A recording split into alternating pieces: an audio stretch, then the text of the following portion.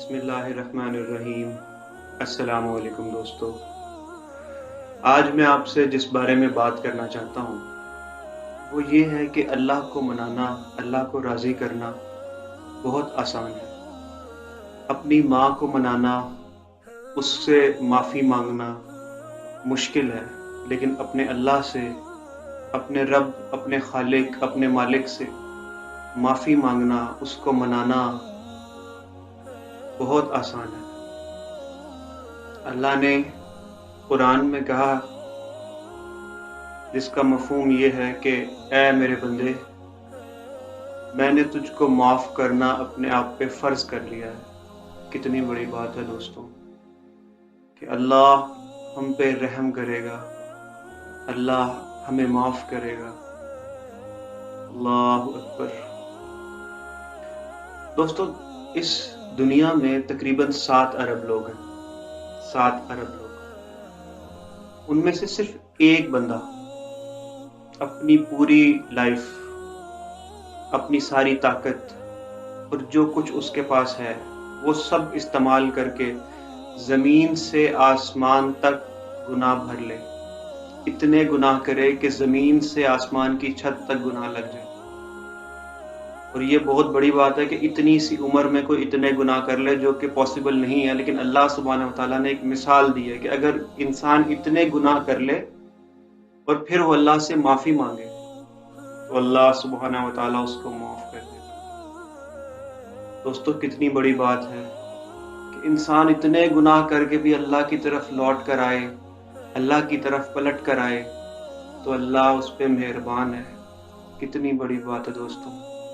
اس لیے جب بھی گناہ ہو اللہ کے پاس لوٹ آئے، اللہ سے معافی مانگے، اللہ کے آگے اپنی عاجزی کا اظہار کریں کہ اللہ، ہم سے گناہ ہوا، ہم سے خطا ہوئی، تو معاف کرنے والا ہے، ہمیں معاف کر دے، ہم سے راضی ہو جائے۔ دوستو، ایک شخص تھا، اس نے 99 قتل کیے۔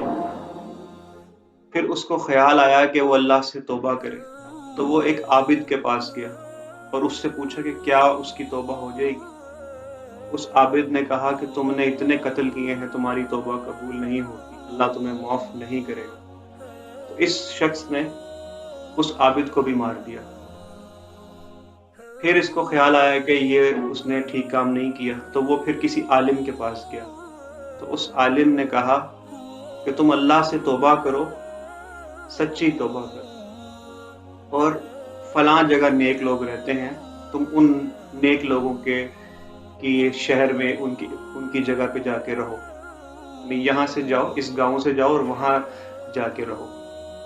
تو یہ شخص اپنے گاؤں سے نکل کر ان نیک لوگوں کی طرف چل پڑا۔ ابھی کچھ ہی دور گیا تھا کہ اس کی موت کا وقت آ گیا۔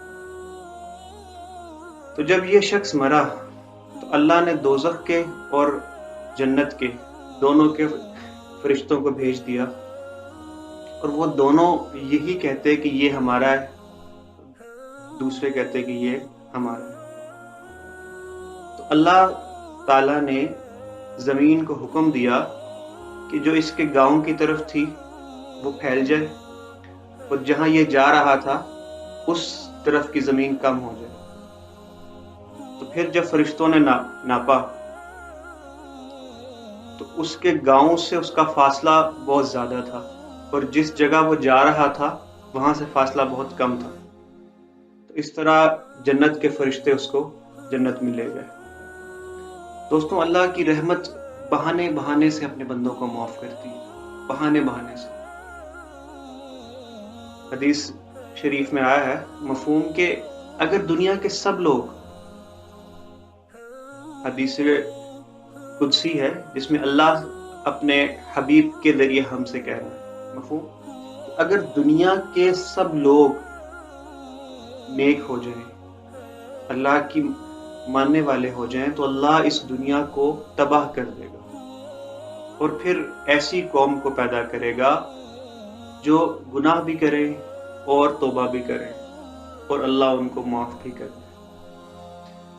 دوستو، دنیا میں گناہ ہوتے ہیں، لیکن گناہ پہ ڈٹ کے اپنی ساری عمر ان پہ لگا دینا یہ ٹھیک نہیں ہے۔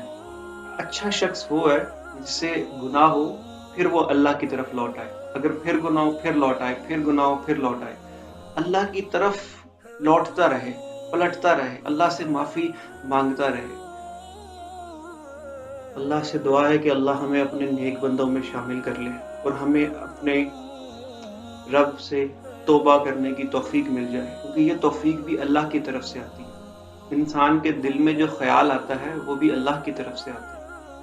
انسان جو کچھ کرتا ہے یہ تو بہت دور کی بات ہے، انسان کے دل میں خیال، سوچ سے پہلے خیال آتا ہے، خیال پھر سوچ بنتی ہے اور سوچ کے بعد ہم اس کو عمل کرتے ہیں۔